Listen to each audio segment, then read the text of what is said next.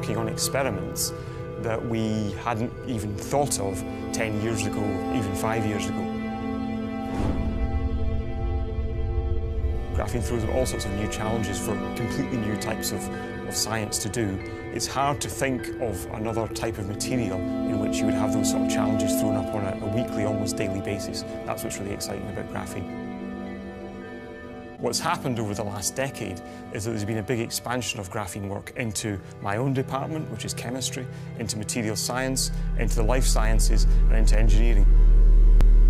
We have a lot of fundamental expertise from the physics department in graphene, but we've got a kind of seamless transition of graphene from its very fundamental properties to the applications which are being explored. In the field of energy storage in particular, I think everybody knows that there's a problem with batteries. Why is graphene interesting for batteries and the other type of energy storage device based on electrochemistry?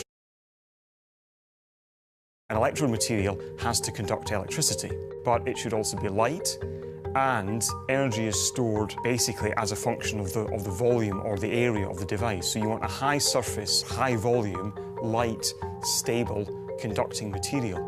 And the advantage of graphene is that it basically ticks all those boxes. It's a material which people hadn't conceived, or had only theoretically conceived, but didn't think could exist more than 10 years ago.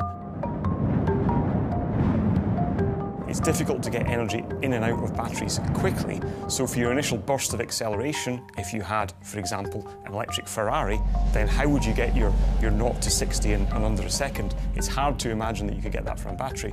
We could have flexible power storage. We could have batteries and supercapacitors that are bendable, and therefore, because graphene doesn't break, or it's very hard to break graphene, and therefore could be sewn into, for example, fabric. So you could store the energy within, or have the energy storage device sewn into your clothes, where you could have some graphene-based energy storage device that might even be, in fact, effectively sewed into somebody's skin. You can imagine that's science fiction, but I can't see why that wouldn't happen in the future.